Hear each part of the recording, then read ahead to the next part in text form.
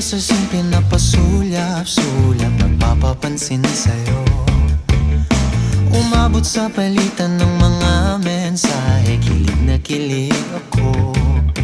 Kumusta, kain na, hello, magandang umaga. Ingat ka, pahinga, huwag kang masyadong magpupuyat pa.